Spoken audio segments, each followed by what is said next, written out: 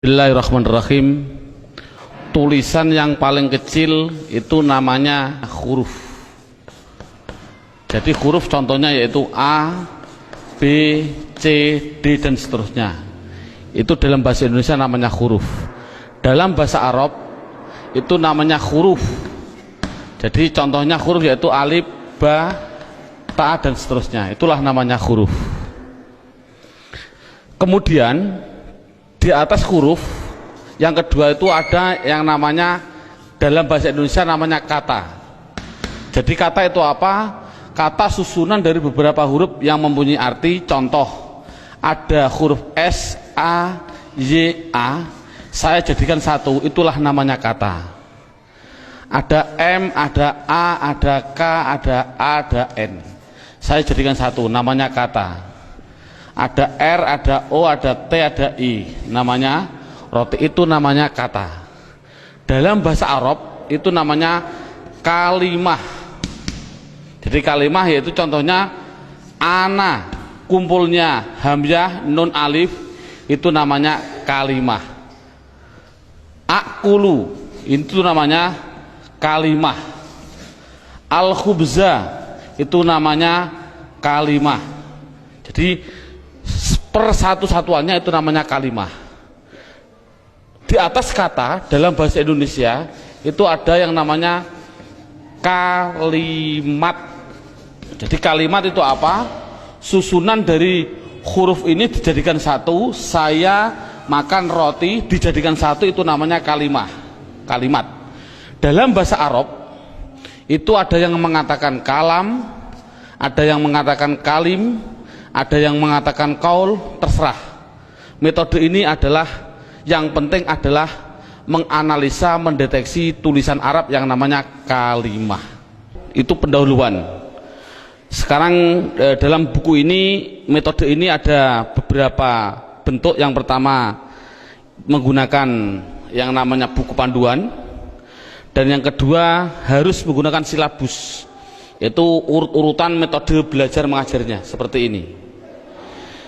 Sekarang setelah anak sudah mengetahui bentuk tulisan, sekarang naik yang poin yang inti, yaitu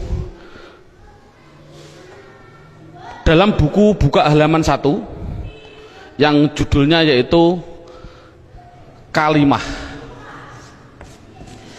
Makanya tadi saya bilang yang terpenting anak bisa mendeteksi kalimah. Jadi kalimah itu ada 3. 1 kalimah isim, 2 kalimah fiil, 3 kalimah huruf.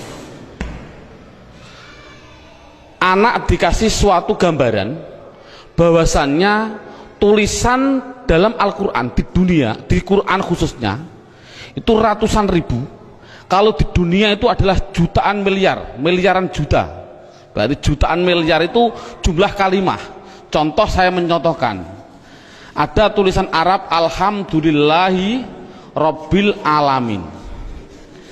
Ini kita deteksi, yang inilah namanya kalimah. Lillahi itu namanya kalimah, Rabbi namanya kalimah, alamin namanya kalimah. Padahal tulisan Arab apapun yang namanya kalimah pasti kalau tidak isim fi'il huruf. Jumlah kalimah miliaran triliun pasti hanya ada 3. Kalau contohnya alhamdulillah harus dijawab oleh anak kalau tidak isim fi'il huruf. Lillahi kalau tidak isim fi'il huruf. Rabbi kalau tidak isim fi'il huruf. Alamin kalau tidak isim fi'il huruf. Selamanya. Makanya tulisan Arab di dunia itu sebenarnya hanya ada 3, yaitu isim fi'il huruf. Makanya sering saya ngasih pemikiran pada anak, tulisan apapun tulisan Arab hanya ada 3. Masuk 3 kok 3 tahun. Makanya menurut metode saya, insya Allah saya mengatakan kalau hanya ada 3 berarti per satunya itu 2 jam, makanya cukup 6 jam insya Allah praktek baca kitab. Amin Allahumma amin. Ini sekarang setelah anak sudah tahu jumlah kalimat ada 3, sekarang bagaimana saya mengetahui alhamdulillah itu isim fi'il atau huruf, lillahi itu isim fi'il atau huruf. Makanya akan saya ulas satu persatunya. Bagaimana cara mendeteksi isim itu fi'il itu huruf. Buka pada bukunya halaman 2. Dalam bukunya halaman 2 dilihat judulnya cara mengetahui isim. Jadi cara mengetahui isim itu dengan 2 cara. Satu mengetahui artinya. Kalau memang artinya itu kok menunjukkan suatu kata benda atau suatu kata sifat, pasti itu dikatakan isim. Jadi isim itu kalau tahu artinya itu menunjukkan benda atau menunjukkan suatu sifat, pasti isim. Sama dengan fi'il nanti juga sama. Cara mengetahuinya fi'il dengan 2 cara sama. Satu mengetahui artinya. Kalau memang artinya menunjukkan suatu kata kerja, itu pasti fi'il. Nah di dunia ini kan hanya ada 3. Pasti kalau tidak kata benda, kata sifat, kata kerja. Saya contohkan, duduk itu kerja atau apa? Jawab saja, anak dites. Contoh saya bilang duduk, isim, fi'il atau huruf? Anak akan jawab fi'il karena artinya kerja. Saya contohkan lagi, ada tulisan Arab mim sin jim dal. Ini tulisan Arab. Kalau tulisan Arab harus dijawab lafal mim sin jim dal ini isim, fi'il atau huruf?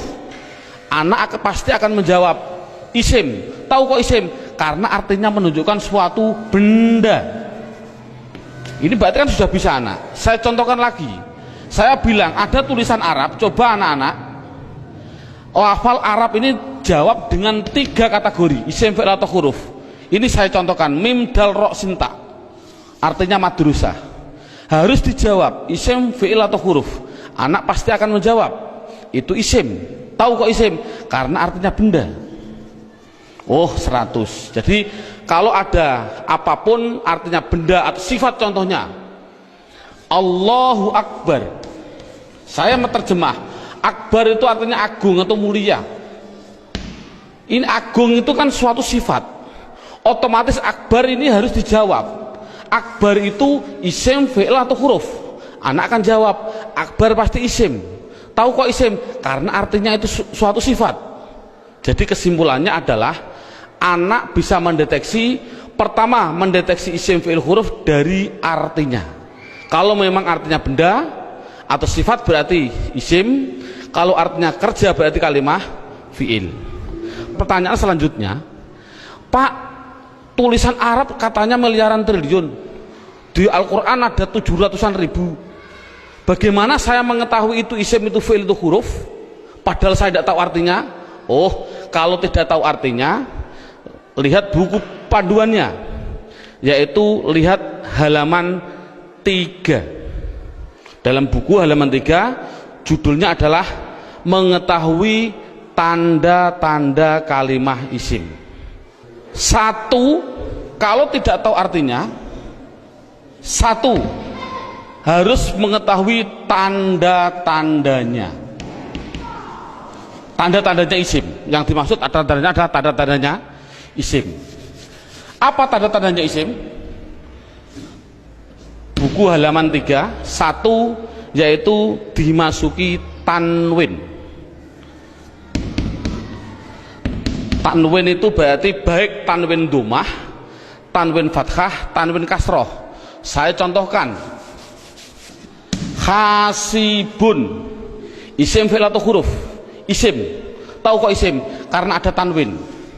Untuk anak kecil mungkin kelas 5 diniyah, tanwin itu pasti di belakang. Tulis saja, disuruh di belakang.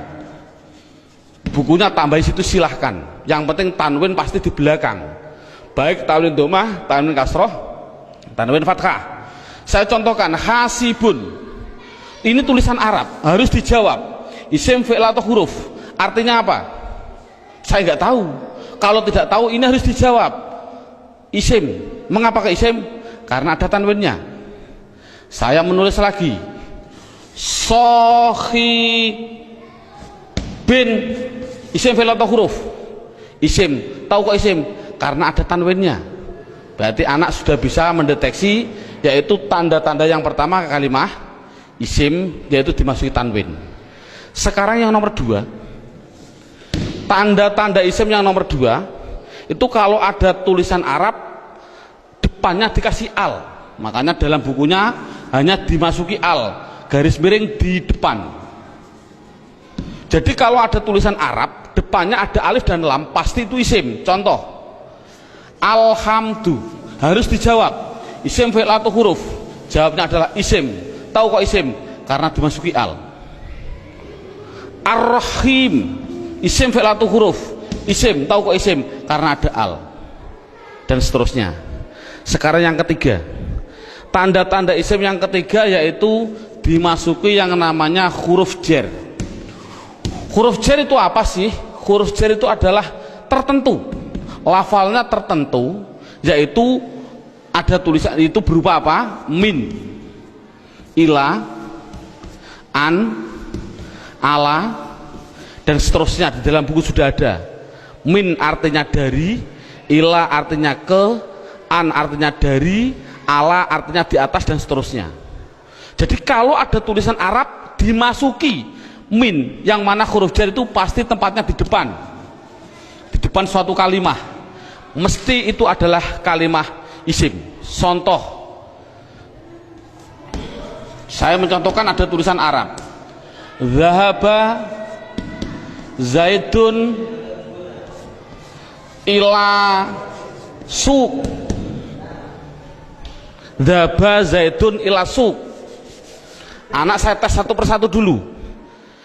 Zaidun, isim fi'il atau huruf? Isim. Tahu kok isim? Karena ada tanwinnya. Suq, isim fi'il atau huruf? Isim. Tahu kok isim? Karena dimasuki huruf jar yang namanya ila. Artinya apa saya suq? Tidak tahu, tidak penting. Ini kan tidak penting. Yang penting itu bisa mendeteksi itu pasti kalimah isim. Contohnya lagi, ada contoh yang namanya ada roja'a. Saya contohkan, roja'a kembali. Siapa yang kembali? Bakrun, siapa bakar? Kembali min dukan, min dukan. Bakrun isim fi'il atau huruf? Jawabnya isim. Tahu kok isim? Karena ada tanwin. Min dukan, dukan itu isim fi'il atau huruf? Isim. Tahu kok isim? Karena dimasuki huruf jar min. Artinya apa? Tidak penting. Jadi makanya itu adalah tanda-tanda kalimah isim. Yang ketiga, yang keempat, tanda-tanda isim yang keempat di situ saya tulis.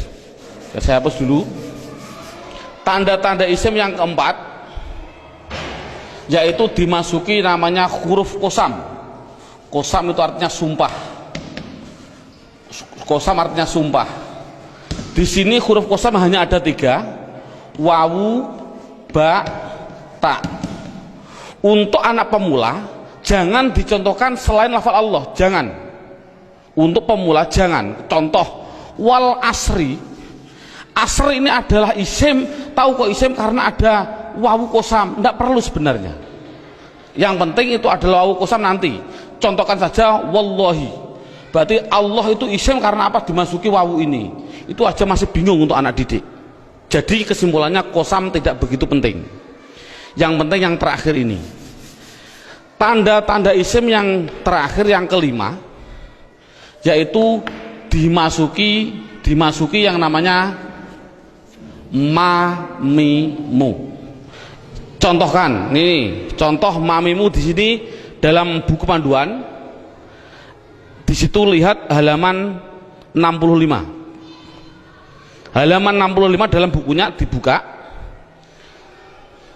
Contohnya halaman 65 yaitu fa'ala yaf'ulu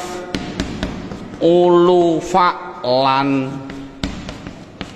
wa maf'alan fahuwa fa'ilun wa dzaka maf'ulun. Saya ambil yang penting-penting saja. Uf'ul la taf'ul, maf'alun 2 kali ini, maf'alun mif'alun. Cara menerangkan pada anak bahwasannya fa'ala yaf'ulu fa'lan ini adalah dalam bahasa pramuka namanya kata sandi. Kalau dalam bahasa komputer namanya keyword atau password, katakan saja password. Passwordnya itu apa? Itu namanya fa'ala. Karena apa? Fa'ala itu adalah hitungan hanya ada 3, 1, 2, 3. Artinya tulisan Arab di dunia, saya tadi bilang miliaran triliun, itu pasti dari 3 kata dasar. Saya bilang contoh, memukul, doroba, ini namanya 1, 2, 3. Duduk, jalasa, 1, 2, 3. Menolong, nasoro, 1, 2, 3. Inilah jadi tulisan Arab itu pasti 3. Contoh fa'ala, berarti saya contohkan di atas. Makanya anak, kalau insya Allah kalau anak desa biasanya sudah bisa. Ini namanya fa fi'il, ini namanya fi'il. Sebagai kata sandi namanya fi'il. Namanya fa fi'il, ain fi'il, lam fi'il. Jadi dot itu bertepatan dengan fa, namanya fa fi'il. Ro bertepatan dengan ain, namanya ain fi'il. Ba bertepatan dengan lam, namanya lam fi'il. Jadi pasti tulisan Arab miliaran triliun itu pasti dari 3 kata dasar. Itu pasti. Jadi kalau dilihat nanti dalam tulisan Arab, yang dimaksud mamimu adalah ada tulisan Arab, depannya ada mim, baik dibaca mi kasroh mi, atau dibaca mim dibaca fathah ma, atau ada tulisan Arab dibaca mu, muslim. Kalau ada tulisan Arab depannya kok dikasih mim dan jumlahnya pasti 4, berarti karena 3 yang asli, mim lam sin asli, mim tambahan, lam fa, lam ain fa asli, mim tambahan. Jadi kalau ada tulisan Arab depannya ada mim, baik dibaca ma atau mi atau mu, pasti itu kalimat isim. Contoh, muslim, isim fi'il atau huruf? Jawabnya adalah isim. Tahu kok isim? Karena dimasuki mu. Saya menulis masjid, isim fi'il atau huruf? Isim. Tahu kok isim? Karena dimasuki ma. Dan seterusnya. Saya bilang madrasah, isim fi'il atau huruf? Isim. Tahu kok isim? Karena dimasuki ma.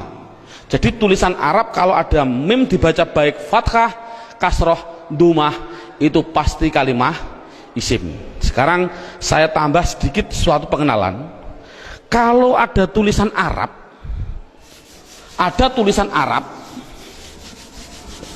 depannya saya kasih mi, contohnya mi dalam halaman 65, itu pasti menunjukkan suatu alat, pasti.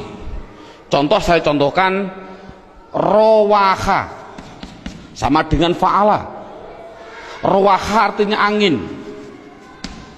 Coba kalau kasih mi bunyinya apa? Samakan dengan ini, berarti mati hidup, hidup. Rowaha kasih mi bunyinya mirwahun. Jadi mirwahun artinya adalah, karena ada mi artinya adalah alat angin. Apa alat angin? Kipas angin. Jadi kipas angin itu bahasa Arabnya adalah mirwah. Saya menuliskan lagi, kalau ada tulisan Arab di belakangnya ada tak seperti ini, tak, pasti itu hanya tambahan, tidak akan asli, pasti tambahan. Contoh, satoro, satoro saya nulis artinya pinggir. Coba kalau kasih mi bunyinya apa? Mistorun. Tapi tak ada masalah lah. Mistorotun. Apa mistorotun? Penggaris salah. Yang betul adalah alat pinggir, yaitu penggaris sama. Jadi kan sama tujuannya, semuanya. Kalau ada tulisan Arab depannya dikasih ma, ada arti 2, yaitu mengartikan 2. Namanya menunjukkan suatu tempat atau suatu waktu, menunjukkan waktu. Tinggal pilih kondisional. Untuk guru tolong hanya sebutkan saja pasti maf'a, karena nanti dalam pendalaman ada yang namanya maf'i ada, tapi tidak perlu dicontohkan pada murid. Yang penting adalah maf'a. Kalau ada lafal maf'a, pasti tinggal pilih menunjukkan tempat atau waktu. Contoh, Darosa belajar. Coba kalau kasih ma bunyinya apa? Madrosun. Kasih tak aja lah, tidak masalah lah. Apa namanya? Madrosatun. Darosa belajar. Kalau madrosatun artinya apa? Sekolahan, jangan sekolahan. Artinya itu tempat belajar, yaitu sekolahan, sama. Semuanya seperti itu semua. Kataba menulis. Coba kalau kasih ma bunyinya apa? Maktabun. Apa maktabun? Maktabun artinya tempat menulis. Apa? Meja tulis. Jadi meja tulis bahasa Arabnya maktab dan lain sebagainya. Ada yang mengatakan tempat nulis itu adalah kantor, boleh. Jadi maktabun kantor, boleh, karena memang kantor itu untuk tempat menulis juga, dan seterusnya. Setelah itu yang penting anak bisa mendeteksi kalimat isim. Ini alhamdulillah cukup sampai ini. Minimal anak bisa mendeteksi media harokat pasti isim. Karena apa? Kita semua bisa melihat yang namanya isim di media harokat itu pasti ada tanda-tandanya itu semua, kecuali satu yang namanya mudhof. Ini murid tidak perlu diterangkan, ini khusus spesial guru, karena semua media harokat bisa dideteksi itu isim. Saya bisa mendeteksi kecuali satu, apa yang namanya mudhof. Berarti mudhof, apa mudhof itu nanti tidak perlu kita terangkan pada anak. Ini yang pertama. Sekarang alhamdulillah beberapa menit sudah bisa anak bisa mendeteksi tulisan Arab yang namanya isim. Sekarang kita mendeteksi yang kedua yang namanya kalimah fi'il. Kita mendeteksi yang kedua namanya kalimah fi'il. Tadi saya bilang kalimah ada 3 isim fi'il huruf. Isim mengetahui artinya, kalau benda sifat menunjukkan benda atau sifat berarti isim. Kalau tidak tahu artinya, mengetahui tanda-tandanya. Sama dengan fi'il. Kalau mengetahui artinya, itu artinya menunjukkan suatu kerja, berarti kalimah fi'il. Tadi sudah saya terangkan. Kalau tidak tahu semuanya Pak, oh sama dengan isim, yaitu mengetahui tanda-tandanya. Lihat buku panduannya, yaitu halaman 10. Buku panduan halaman 10.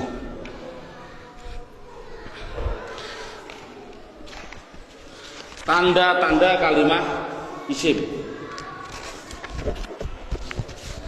1 dimasuki kot. Di situ saya 1 dimasuki kot.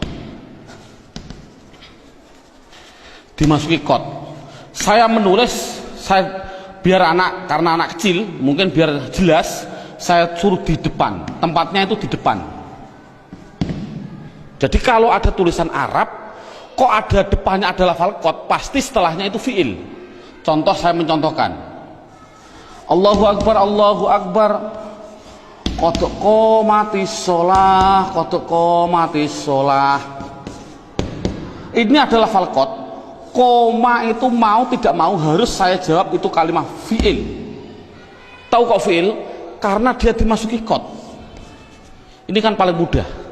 Jadi kalau ada dimasuki kot itu namanya kalimah fi'il. Apa artinya koma? Tidak penting. Yang penting tahu itu adalah fi'il. Tanda-tanda yang kedua yaitu dimasuki yang namanya sin. Tolong lafal sin tidak usah diterangkan. Karena apa kok menerangkan? Wong saya menerangkan fi'il saja belum tahu, saya contohkan lafal sayaqulus sufaha. Yaqulu itu adalah fi'il, karena apa? Dimasuki sin, tidak akan mungkin paham anak. Makanya sin adalah ditinggal dulu, karena dia belum bisa mendeteksi semuanya. Jadi sin saya tinggal. Tanda-tanda fi'il yang ketiga yaitu dimasuki yang namanya saufa. Dimasuki yang namanya saufa. Tulis saja sama, sin ya di depan,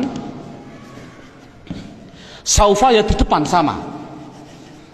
Contoh yang biasa yang sering didengarkan oleh anak, contoh saya bilang kala saufata lamun, tak lamun itu pasti saya mengatakan fi'il. Karena apa? Karena dimasuki saufa. Artinya apa? Tidak penting, karena sudah tahu itu artinya saufa. Saufa itu masuk pada kalimat tadi mesti kalimat fi'il. Ini paling mudah. Yang terakhir tanda-tanda fiil yaitu dimasuki yang namanya taknis. Saya suruh menambahi pada anak. Taknis itu saya bilang, saya tulis di belakang, tempatnya itu di belakang, dan berupa tak seperti ini yang mati. Orang Jawa bilang tak perahu lah. Jadi tak perahu. Nek ono tak perahu seperti itu pasti itu namanya kalimah fiil. Contohnya ini. Qad qomat as-shalah, aslinya itu adalah koma, itu fiil dengan dua tanda-tanda. Satu dimasuki qad, dua dimasuki ini tak, ini di belakang masuk pada kalimat ini. Jadi ada dua tanda-tanda. Coba sholat, isim fi'il atau huruf? Isim. Tahu kok isim? Karena ada al. Oh mudah. Namun sekali lagi ini mulai metode saya adalah nanti menggunakan yang namanya metode hantu. Ini contohnya. Al ini adalah alif dan lam. Yang namanya alif itu pasti mati. Yang namanya alif pasti mati. Ada mati ketemu mati, itu namanya hantu. Saya tulis mati ketemu mati namanya apa? Hantu. Orang Arab tidak senang hantu. Akhirnya biar ini hidup, akhirnya dikasih biar berdoa. Bunyi apa? Qad qomatis shalah. Bukan qad qomat shalah lagi, tapi qad qomatis shalah. Saya contohkan lagi. Lafal min ketemu masjid. Bunyinya apa? Min al masjid, tidak boleh karena ini ada alif mati ketemu mati namanya hantu, tidak boleh, harus dihidupkan biar berdoa, bunyinya minal masjidi. Contoh lagi, an ketemu madrasah, bunyinya apa? Anil. Kok bisa anil? Oh karena ada mati ketemu mati namanya hantu. Ini sekali lagi orang Arab itu tidak senang atas hantu. Kesimpulannya adalah berapa menit mulai pertama dan sekarang ini anak sudah bisa mendeteksi media harokat yang namanya isim dan fiil. Alhamdulillah dengan beberapa menit anak sudah bisa mendeteksi namanya media harokat isim atau fiil. Karena apa? Huruf itu hanya huruf jar. Katakan saja huruf jar. Ada huruf li taukid dan sebagainya, itu tidak penting.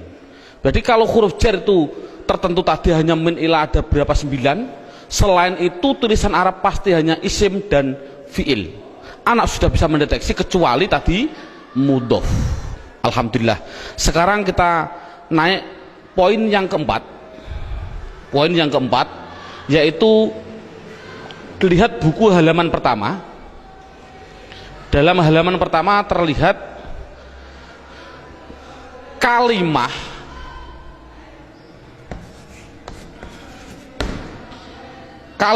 isim,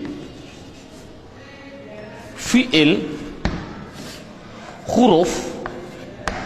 Ini ada gambar kalimah pasti butuh kepada yang namanya, ini garis horizontal namanya perlu. Dalam bahasa Indonesia namanya perlu, bahasa Indonesianya orang Jawa namanya butuh. Butuh itu kemarin saya dari Sumatera, butuh itu artinya sama seperti di orang Kalimantan zakar. Naudzubillah, mohon maaf sekali bahasa kasar perlu. Berarti kalimah itu pasti memerlukan yang namanya i'rab. Halaman pertama dilihat, i'rab itu ada 4. Satu namanya i'rab rofa, 2 namanya i'rab nasab, 3 namanya i'rab jar, yang keempat yaitu namanya i'rab jazm. Jadi kalimah itu pasti memerlukan yang namanya i'rab. Padahal i'rab ada 4, rofa, nasab, jar, jazm. Dan perlu diketahui kalimah isim itu butuhnya hanya butuh 3, bukan 4. Fi'il butuhnya yaitu 3, bukan 4. Huruf, sementara huruf tidak butuh. Jadi yang butuh i'rab itu yaitu khusus yang namanya kalimah isim dan kalimah fiil. Apa i'rab itu nanti saya terangkan. Yang penting isim itu butuh 3. Apa namanya? Dan perlu ditulis dulu. Anak harus digarisbawahi. Rofa pasti domah. Dibilang pasti. Karena pengalaman saya pada waktu kecil, Pak Guru menerangkan rofa yaitu domah, wawu, alif, nun. Itu saya juga bingung. Makanya saya melihat dalam jurumiyah ada namanya alamat asli, menunjukkan bahwasanya anak, saya punya insting, oh berarti mengapa musonaf kok mengatakan asli domah, inilah mungkin metode saya harus mengikuti seperti ini. Jadi setiap anak pastikan yang namanya rofa pasti domah, yang namanya nasab pasti fathah, yang namanya jer pasti kasroh, yang namanya jazm pasti sukun. Dipastikan dulu. Jadi kalau sekarang kita lanjutkan, yang butuh i'rab itu adalah isim butuh 3. Apa-apa? Isim butuhnya yaitu rofa, nasab, jer. Ini kebutuhan isim. Jadi isim butuhnya hanya 3: rofa, domah, nasab, fathah, jer, kasroh. Tidak butuh kepada jazm, tidak butuh. Ini penting. Adapun yang fi'il butuh 3. Fi'il butuh 3. Apa-apa? Rofa, nasab, dan jazm. Tidak butuh kepada yang namanya jer. Ini anak harus tidak perlulah kita terlalu ngasih pertanyaan terbulak-balik. Contoh, isim i'rab apa yang khusus masuk pada fi'il, i'rab apa yang tidak boleh masuk pada fi'il, tidak perlulah. Yang penting minimal pertama kali tolong ditekankan isim. Fi'il aja tidak penting, nanti dulu. Yang penting kalau bilang isim pasti punya namanya rofa domah, nasab fathah, jer kasroh. Itu isim dulu, matangkan isim. Fi'il tidak perlu ditanya dulu. Jadi sekarang pertanyaannya, apa sih yang dinamakan rofa domah? Rofa itu adalah i'rab. I'rab itu apa? I'rab adalah perubahan pada akhir kalimat atau kata, akhir kata atau kalimah dalam bahasa Arabnya tadi. Jadi kalau ada tulisan Arab, perubahan belakang itulah namanya i'rab. Contoh saya bilang, ada tulisan Arab min sim jim dal, belakangnya itu, kalau ini kan kata benda, ini kan orang tahu kata benda. Kalau benda berarti kalimah isim. Kalau isim harus dijawab, pasti butuh perubahan belakang. Kalau dia rofa ya pasti dun. Apa rofa itu nanti? Pasti dun. Kalau dia nasab berarti pasti dan. Kalau dia jer berarti din.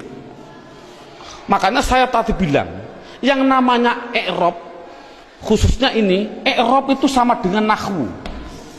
Contohnya lafal ini, dun dan din. Inilah belakang, ini namanya nahwu. Adapun depan ada tulisan mim sim jim dal, bacanya apa? Masjid. Mengapa kok dibaca masjid? Mbok dibaca misjid saja. Inilah perubahan depan, itu namanya sorof. Jadi nahwu sama sorof itu harus gandeng. Mengapa terjadi sekarang ini guru nahwu, guru sorof sudah berlainan, itu sudah jauh, akan bertemu juga sulit.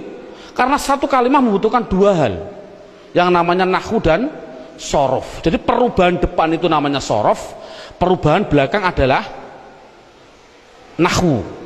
Jadi kesimpulannya lagi, ada kesimpulan ini, tolong nanti anak-anak harus dipahami.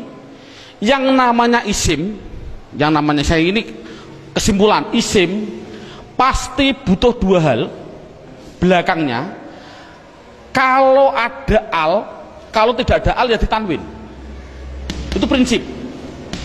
Jadi kalau ada tulisan Arab kok dia menunjukkan suatu isim, itu harus kasih tanwin kalau tidak ada alnya.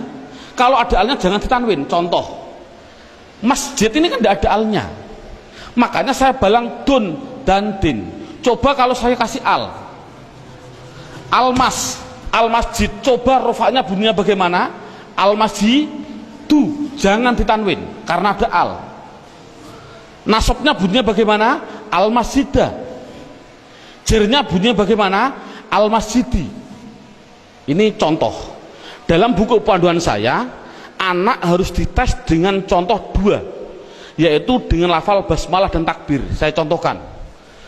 Kita kasih contoh yang biasa dibaca oleh anak.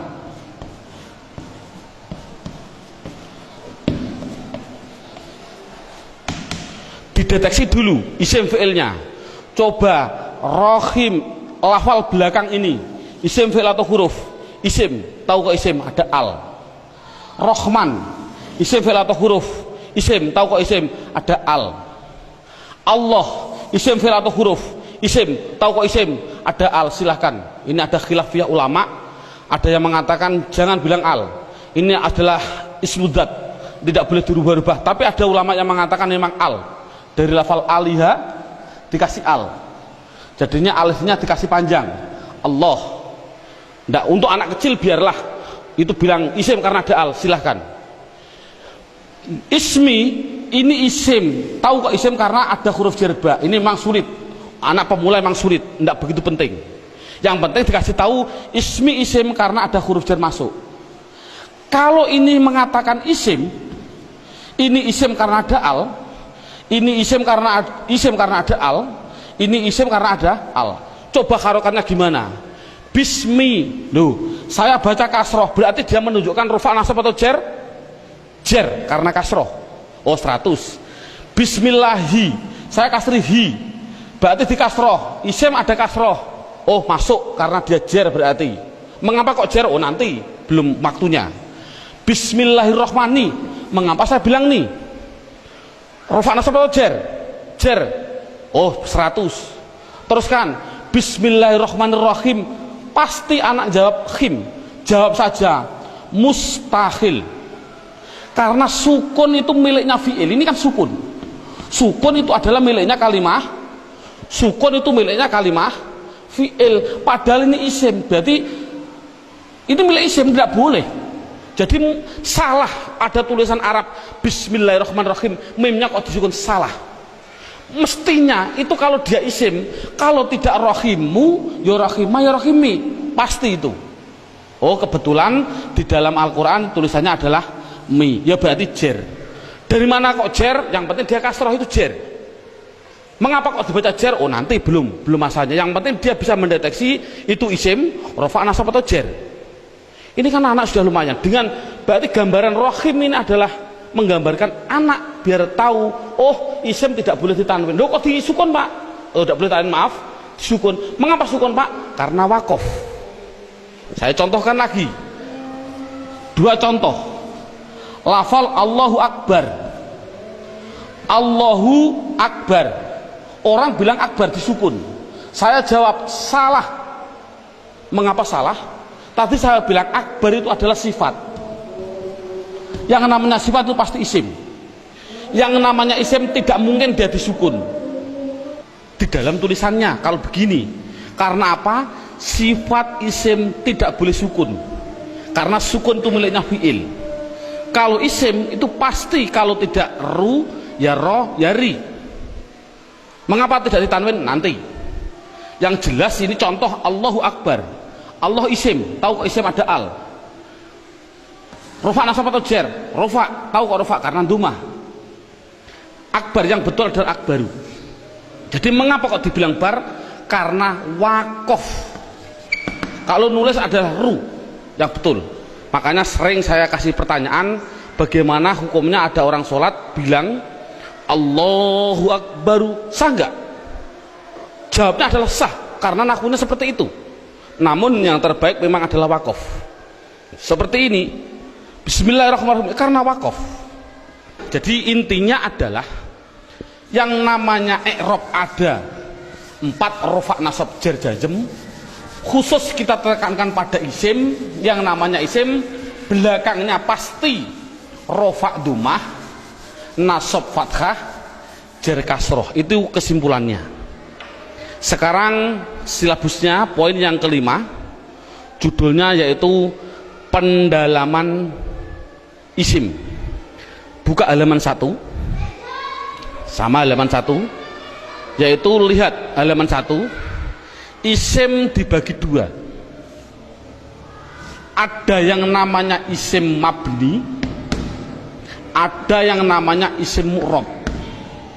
Sekali lagi, isim mabni dan isim mu'rab dibagi dulu. Apa yang namanya isim mabni? Dalam buku halaman 2 ada. Mabni itu adalah, mabni itu apa? Mabni adalah harokat belakang, harokat belakang itu tetap. Saya tulis tetap. Itulah namanya mabni. Jadi mabni itu apa? Mabni harokat belakang tetap. Mu'rab itu apa? Mu'rab yaitu harokat belakang berubah-ubah. Harokat belakang berubah-ubah. Jadi itu kesimpulannya. Jadi isim harus dibagi 2, isim mabni dan isim mu'rab. Isim mabni belakangnya tetap, isim mu'rab belakangnya berubah-ubah. Isim mabni sekarang diperinci satu persatu. Dalam silabus ada isim mabni, yaitu satu namanya isim domir. Saya tulis satu namanya isim domir. Tolong dalam hal ini anak tidak usah diperdalami. Yang namanya pada waktu pengalaman saya dulu kecil, Pak Guru bilang domir itu ada 2, seperti contoh seperti ini. Domir ada 2, domir baris dan domir mustatir.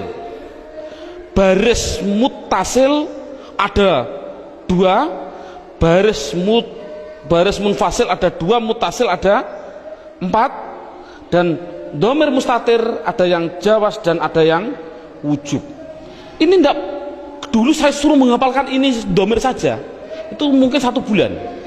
Nah, menurut saya kita ambil yang pokok dulu. Dengan metode ini adalah metode saya bilang domir yang berupa domir baris munfasil rufa, yaitu pendalamannya dalam buku. Lihat halaman buku yaitu dilihat halaman 4. Halaman 4 dilihat judulnya isim domir.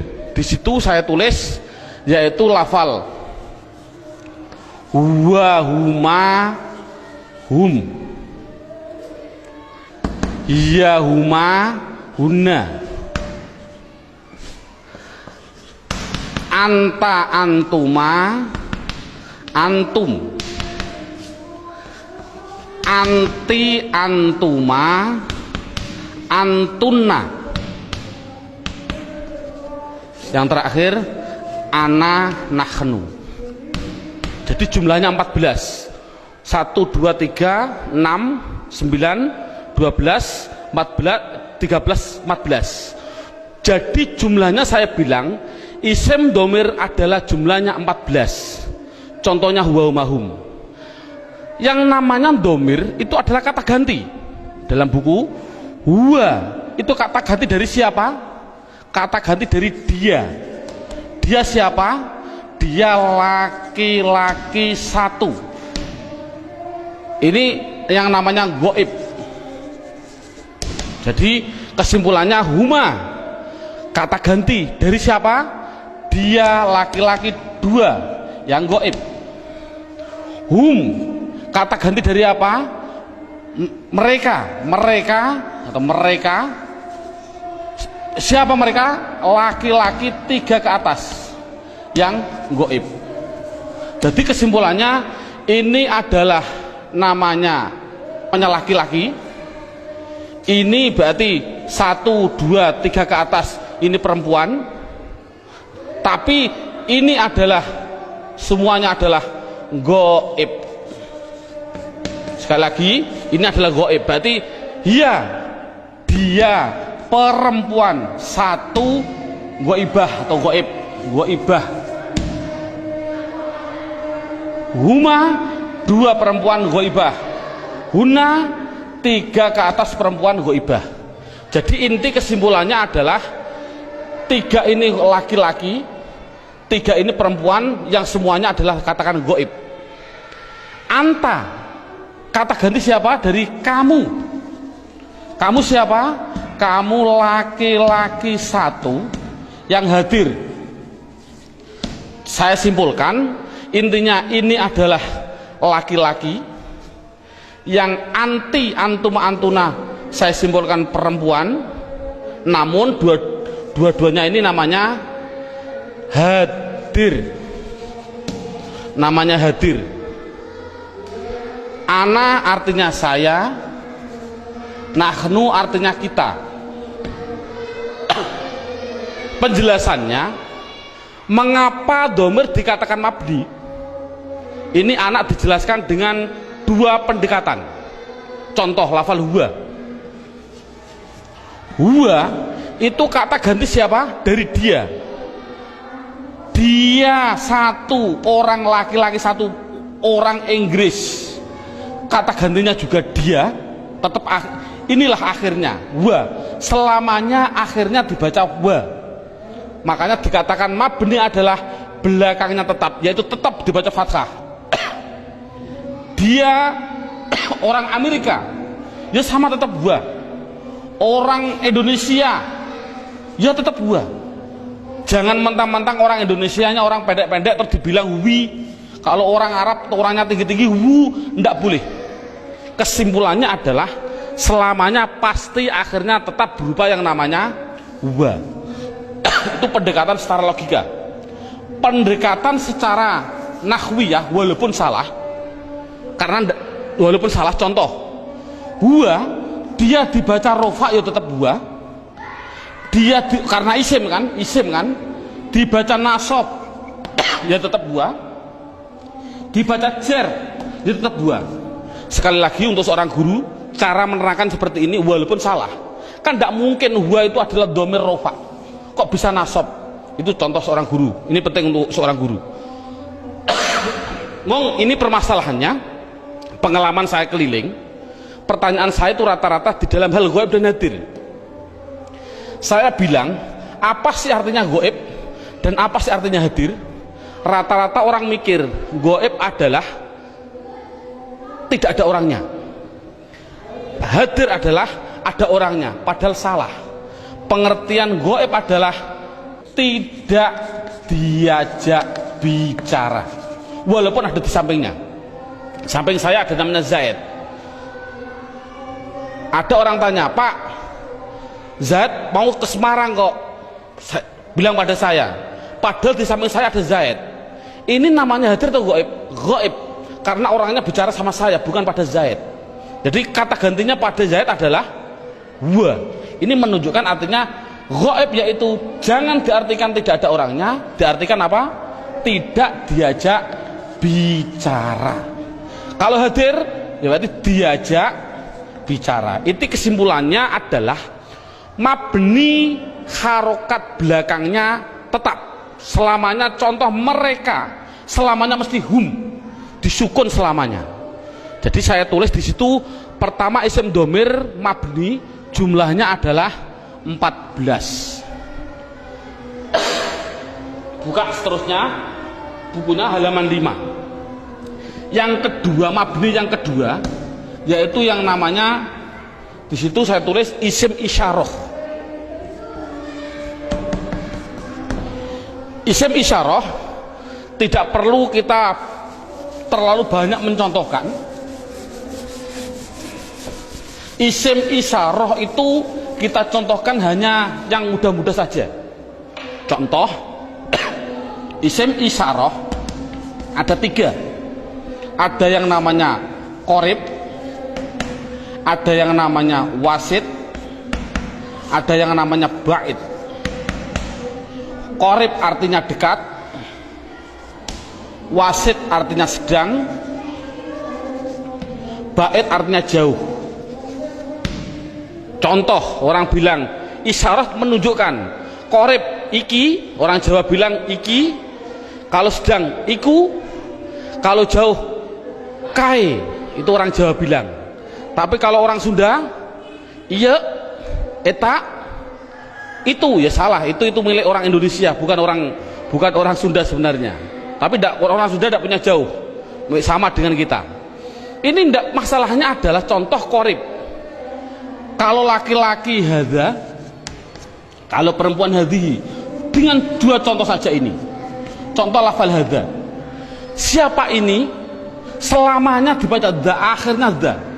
Walaupun yang ditanyakan seorang kiai, seorang gubernur, seorang presiden, tetap siapa ini?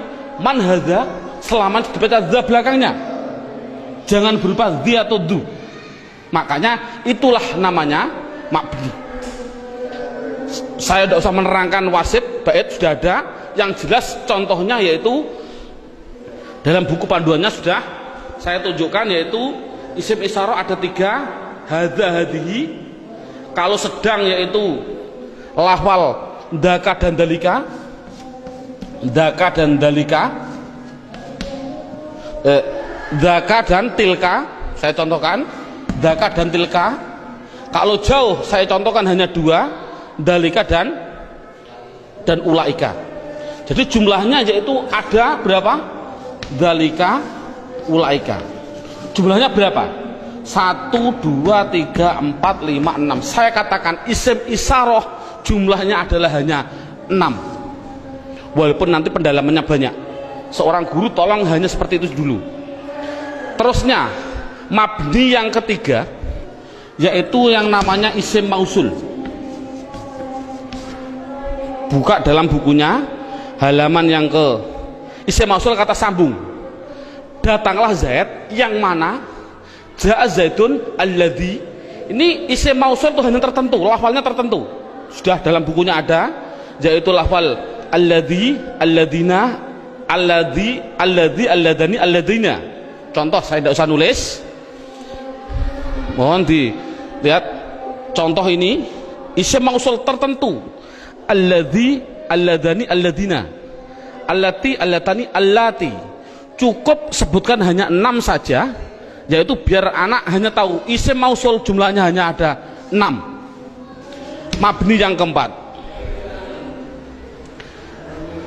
Mabni yang keempat yaitu yang namanya isim istifham. Istifham. Istifham itu pertanyaan. Di situ saya menulis, tidak usah saya tulis biar waktunya lebih singkat. Yang penting guru bisa menerangkan. Yaitu di situ saya tulis hanya man, mundu, madza, mata, ayana, aina, kaifa, anna, kam, dan ayu. Jumlahnya saya tulis itu hanya 10. Jadi istifham hanya ada 10. Yang keempat, yang ke mabni yang kelima, yaitu namanya isim syarat. Syarat itu apabila, jikalau, andai kata, itu namanya syarat. Saya tulis dalam bukunya biar lebih singkat. Lafalnya tertentu. Man, ma, mahma, mata, ayana, aina, anna, haisuma, kaifama. Jumlahnya yaitu hanya ada 9. Yang terakhir yang nomor 6, yang namanya isim fi'il. Ini loh, namanya isim fi'il. Kadang-kadang orang bingung. Di situ ada isim fi'il madhi, isim fi'il mudhari, isim fi'il amar. Yang penting contohnya saya bilang isim fi'il amar, isim fi'il amar. Contohnya lafal amin, amina. Ini dikatakan dia bukan isim, bukan fi'il. Dikatakan isim fi'il. Mengapa kok isim fi'il? Tidak usah kita, anak tidak usah dikasih jawaban, kasih alasan, tidak usah. Yang penting isim fi'il itu lafalnya tertentu. Lafalnya itu hanya ada 9. Begitu. Berarti anak yang penting tahu. Contohnya seperti ini. Isim fi'il amar yang pertama. Ada yang namanya soh dan seterusnya. Isim fi'il madhi ada 2. Isim fi'il mudhari ada 2. Cukup 9 saja. Inti kesimpulannya, isim mabni itu jumlahnya adalah 14, 6, 6, 10, 9, 9, jumlahnya adalah 54. Padahal tadi saya bilang tulisan Arab yang namanya isim di dunia jumlahnya kalimat isim adalah 1 miliar triliun. Itu jumlahnya tulisan Arab di dunia itu 1 miliar triliun. Kalau isim jumlahnya miliaran triliun dibagi dua, mabni dan mu'rob. Yang namanya mabni yaitu 54, selainnya pasti mu'rob. Kesimpulannya, isim mu'rob adalah yang tidak berupa mabni. Saya mohon maaf untuk seorang ustadz, seorang guru, dulu pada waktu saya masih kelas 1 sanawiyah sudah diajarkan oleh alfiyah, padahal saya belum memahami betul. Saya ditunjukkan contohnya huwa, isim domir. Isim domir huwa itu dikatakan mabni karena apa? Karena yang namanya mabni adalah serupa dengan huruf. Murob tidak serupa dengan huruf. Jadi yang namanya mabni serupa dengan huruf. Serupa di dalam apanya? Ada sibe wat'i, sibe iftikori, sibe. Tidak perlulah kita sementara, nanti dulu. Yang penting anak bisa, yang namanya mabni pasti tertentu lafalnya, dan dia pasti serupa dengan huruf. Makanya tidak usah kita menjelaskan alasan-alasan dulu, biarlah nanti seorang ustadz kalau dia sudah belajar alfiyah. Ini metode awal. Jadi saya simulkan, kalau tulisan Arab yang namanya isim jumlahnya 1 miliar triliun, mabni 54, berapa jumlah mu'rob? Jumlah mu'rob ya miliaran triliun dikurangi 54. Kalau kita nulis persen, ya mungkin 0,000 nafas hampir habis baru 1%. Jadi anak mudah. Isim domir ada 14, isim isyarah ada 6. Contoh, alhamdu, isim fi'il atau huruf? Isim. Tahu kok isim? Ada al. Kalau tahu isim harus dijawab, dia masuk kategori mabni atau mu'rob, harus dijawab. Jawabnya apa? Anak dibilang ini pasti mu'rob. Karena apa kok mu'rob? Karena lafal alhamdu tidak ada pada mabni yang jumlahnya 54. Itu kan paling mudah. Berarti semua tulisan Arab kalau tidak ada di 54 ya pasti mu'rob. Berarti mu'rob miliaran triliun. Jadi makanya anak suruh menghafalkanlah. Arti tidak perlu nanti dulu. Yang penting anak bisa mendeteksi. Itu adalah mabni, jumlahnya 54, apa-apa, huwa umahum dan seterusnya. Isim isyarah tak dihafal, isim mausul hafal, selain itu pasti mu'rob. Contoh lagi, alhamdulillahi rabbil alamin. Isim fi'il atau huruf? Isim. Tahu kok isim? Ada al. Kalau isim, jawab mabni atau mu'rob? Itu pasti, pertanyaan itu harus jawabnya adalah mu'rob. Tahu kok mu'rob? Karena tidak ada di mabni, gitu saja, paling simpel. Mengapa kok mu'rob? Karena tidak ada di mabni. Insya Allah anak akan bisa. Berarti bisa mendeteksi media harokat itu isim, mabni atau mu'rob, semuanya.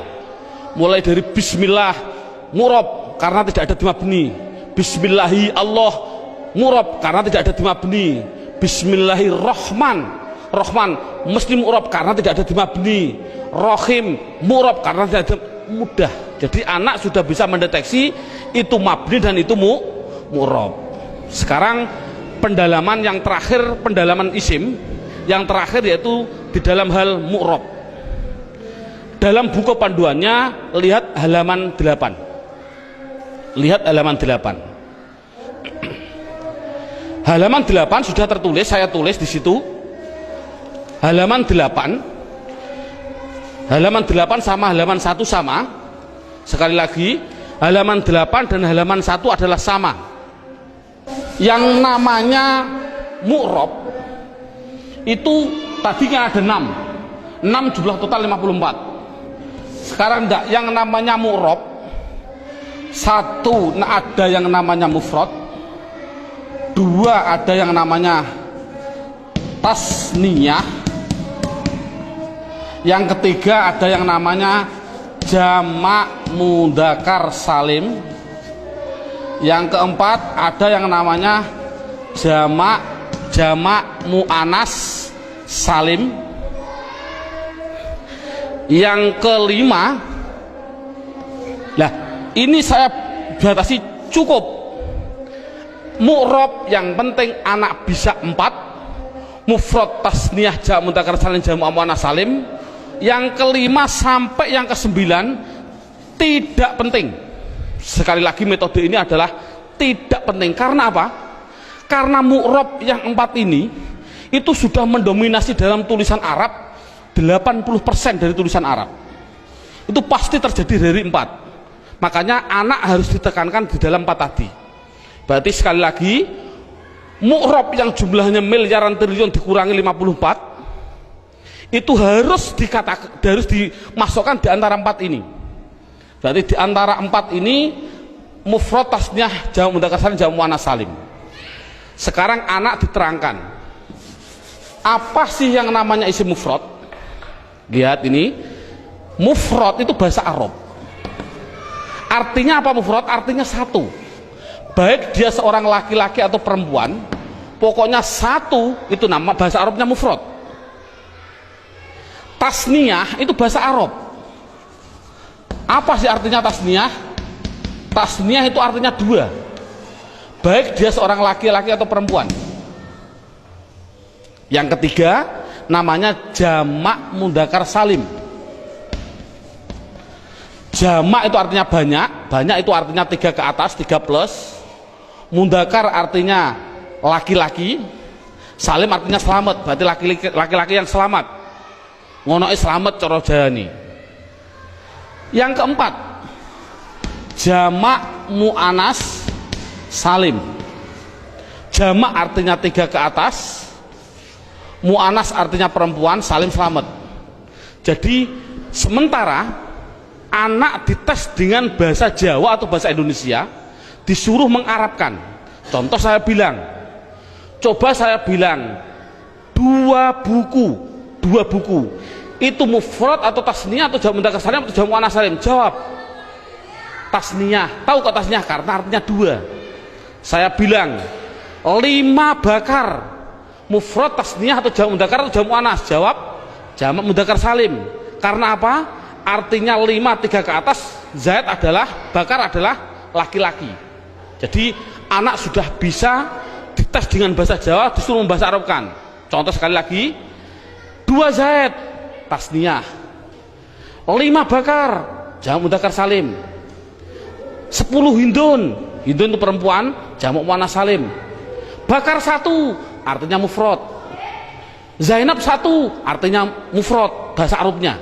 Nah, kalau ada tulisan Arab kok tidak berupa mabni yang jumlahnya 54, pasti harus dimasukkan mu'rab.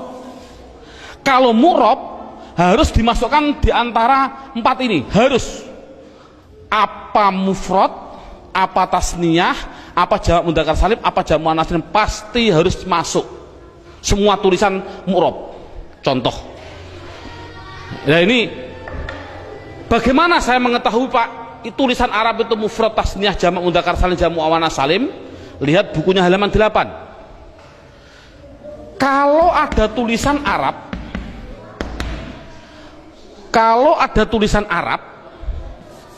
belakangnya kok ada alif nun atau ya nun, nunnya dibaca kasroh ni, sebelum ya dibaca fathah, sebelum alif dibaca fathah, bunyinya ani atau aini, mesti artinya 2.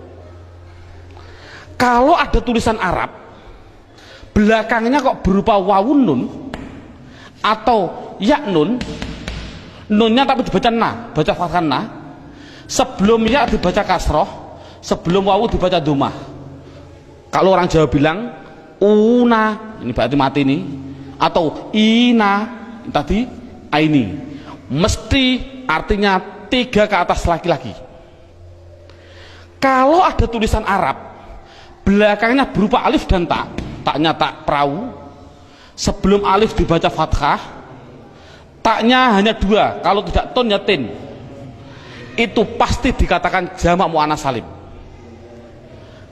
Kalau ada tulisan Arab belakangnya tidak ada tambahan ani, aini, una, ina, atun, atin, mesti itu isim mufrad. Jadi isim mufrad itu apa? Yaitu kalau tulisan Arab tidak ada belakangnya tidak ada tambahan.